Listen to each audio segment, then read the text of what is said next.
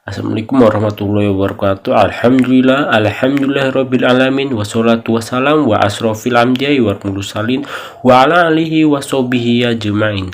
Amma ba'du. Yang terhormat kepada Bapak Afri Mardiko, Magister Pendidikan selaku dosen pengampu, dan teman-temanku semua yang kami banggakan. Pertama, perkenalkan, kami dari kelompok 4 ingin mempresentasikan materi tentang perspektif pedagogik tentang landasan manajemen pendidikan. Sebelum lanjut ke materi, izinkan memperkenalkan diri. Nama saya Danang Kurniawan sebagai moderator, dan rekan-rekan saya yang bernama, yang pertama ada Ajeng Novita Ningrum, yang kedua ada Dia Mutiara, ketiga ada Imelda Lupita, dan keempat ada Nadia Eka Putri. Langsung saja ke materi. Materi pertama akan disampaikan saya sendiri. Di sini saya akan menjelaskan tentang pengertian manajemen pendidikan. Manajemen pendidikan adalah sebuah kajian yang menekan pada pelaksanaan penyelenggaraan pendidikan, yaitu proses merencanakan, mengorganisir, mengarahkan, dan mengendalikan berbagai kegiatan di bidang pendidikan untuk mencapai tujuan tertentu secara efektif dan efisien. Materi selanjutnya akan dibacakan oleh rekan saya. Baik, selanjutnya ada landasan manajemen pendidikan. Landasan manajemen pendidikan merupakan dasar-dasar atau prinsip-prinsip yang digunakan untuk mengelola dan mengatur proses pendidikan secara efektif dan efisien. Di sini ada 7 bidang utama dalam manajemen pendidikan. Yang pertama ada manajemen peserta didik. Manajemen peserta didik adalah layanan yang memusatkan perhatian pada pengaturan, pengawasan, dan layanan siswa di kelas dan di luar kelas, seperti pengenalan, pendaftaran, layanan individual seperti pengembangan keseluruhan kemampuan minat, kebutuhan sampai ia matang di sekolah. Dan yang kedua ada manajemen pendidik dan tenaga pendidik. Menurut Surahman tahun 2015, manajemen pendidik dan tenaga kependidikan dapat diartikan sebagai aktivitas memberdayakan pendidik dan tenaga kependidikan seoptimal mungkin melalui kegiatan perencanaan sumber daya manusia, yaitu pendidik dan tenaga kependidikan, perekrutan, seleksi, penempatan, pemberian tugas, pemberian kompensasi, penghargaan, pendidikan atau pengembangan sampai pemberhentian. Yang ketiga, manajemen kurikulum. Manajemen kurikulum adalah serangkaian proses dan tindakan yang bertujuan untuk merencanakan, mengorganisasikan, mengimplementasikan, mengawasi, dan mengevaluasi kurikulum pendidikan. Kurikulum mencakup keseluruhan program pendidikan yang ditawarkan oleh lembaga pendidikan, termasuk tujuan, isi, metode pengajaran, dan penilaian. Yang keempat, manajemen sarana dan prasarana. Manajemen sarana dan prasarana dalam konteks pendidikan adalah proses pengelolaan dan pemeliharaan fasilitas fisik serta sumber daya material yang digunakan untuk mendukung kegiatan pendidikan. Sarana mencakup alat dan perlengkapan yang digunakan secara langsung dalam proses pembelajaran, sementara prasarana mencakup bangunan, lahan, dan fasilitas penunjang lainnya yang mendukung terselenggaranya pendidikan. 5. Manajemen pembiayaan atau penganggaran. Menurut Robbins dan Coulter tahun 2002 menyatakan bahwa penganggaran dalam pendidikan adalah bagian dari proses manajemen yang melibatkan pengalokasian sumber daya keuangan secara optimal untuk mendukung berbagai program pendidikan, termasuk pengadaan fasilitas, pengembangan kurikulum, pelatihan guru, dan kegiatan operasional sekolah lainnya. Dan yang keenam, ketatalaksanaan pendidikan dan manajemen hubungan sekolah dengan masyarakat.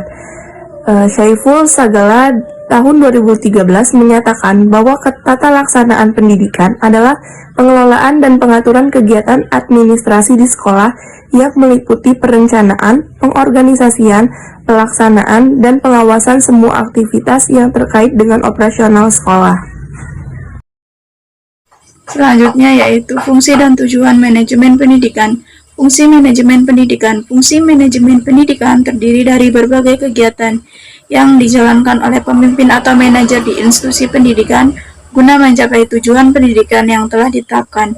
Beberapa aspek utama dari fungsi manajemen pendidikan termasuk A. Perencanaan. Perencanaan atau planning merupakan suatu kegiatan yang berkaitan dengan usaha untuk membuat suatu program yang meliputi segala sesuatu yang akan dilaksanakan, menetapkan tujuan, kebijakan, pedoman, pemimpinan, prosedur, dan metode untuk mencapai tujuan. B.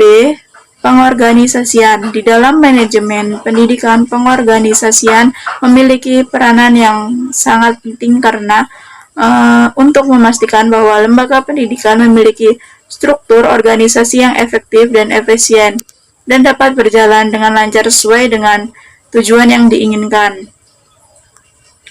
Kemudian selanjutnya pelaksanaan.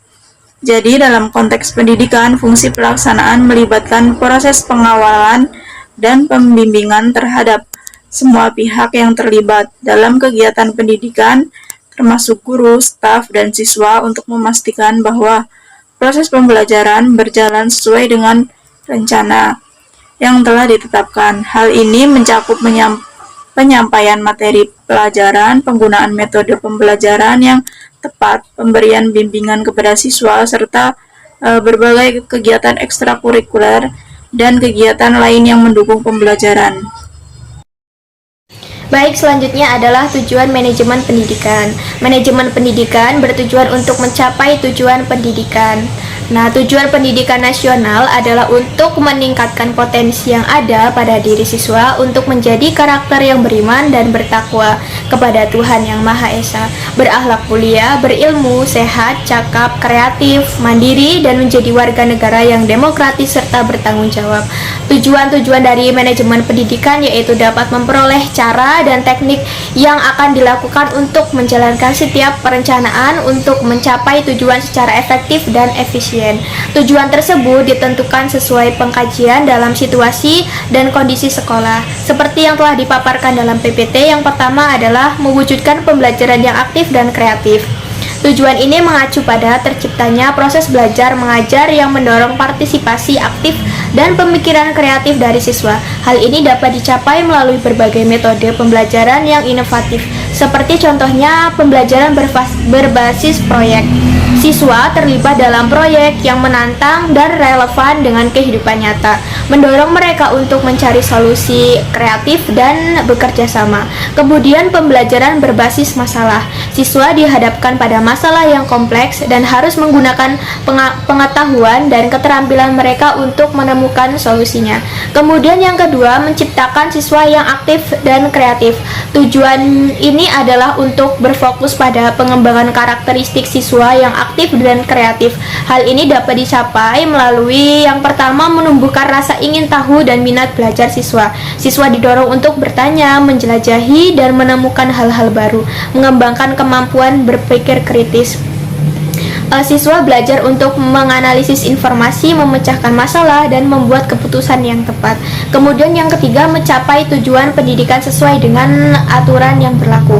Tujuan ini menekankan pada pemenuhan standar pendidikan yang telah ditetapkan oleh pemerintah atau lembaga terkait. Nah, hal ini dapat dicapai melalui yang pertama, pengembangan kurikulum yang sejalan dengan standar pendidikan. Kurikulum harus dirancang untuk memenuhi kebutuhan belajar siswa dan mempersiapkan mereka untuk masa depan nanti. Kemudian yang keempat, membekali pendidikan dan tenaga kependidikan dengan teori dan praktik yang sesuai dengan administrasi pendidikan. Tujuannya adalah untuk meningkatkan kompetensi pendidikan dan tenaga kependidikan dalam mengelola dan memimpin sekolah. Hal ini dapat dicapai melalui yang pertama, memberikan pelatihan dan pengembangan. Pendidikan dan tenaga kependidikan harus mengikuti pelatihan dan pengembangan profesional secara berkala. Baik, di sini saya akan mempresentasikan mengenai perspektif pedagogik tentang landasan manajemen pendidikan. Yang pertama yaitu teori belajar. Teori belajar dikelompokkan ke dalam dua kelompok, yaitu teori belajar behaviorisme dan teori belajar kognitivisme. Yang kedua yaitu kurikulum. Kurikulum adalah perangkat mata pelajaran dan program pendidikan oleh satu lembaga penyelenggaraan pendidikan yang berisi rancangan pembelajaran. Yang ketiga yaitu bimbingan konseling atau biasa disingkat BK adalah proses interaksi antara konselor dengan konseli baik secara langsung maupun tidak langsung. Yang keempat yaitu pengolahan pendidikan atau manajemen pendidikan dapat diartikan sebagai serangkai kegiatan dalam mengatur untuk meraih tujuan pendidikan. Yang kelima yaitu penilaian hasil belajar kegiatan guru terkait dengan pengambilan keputusan terhadap hasil belajar peserta didik yang mencerminkan pencapaian kompetisi selama proses pembelajaran tertentu. Terima kasih. Di sini saya akan membacakan kesimpulan. Manajemen pendidikan merupakan suatu perencanaan, pengorganisasian, pelaksanaan, dan pengawasan. Usaha yang dilakukan untuk meningkatkan semua sumber-sumber terdapat dalam pendidikan.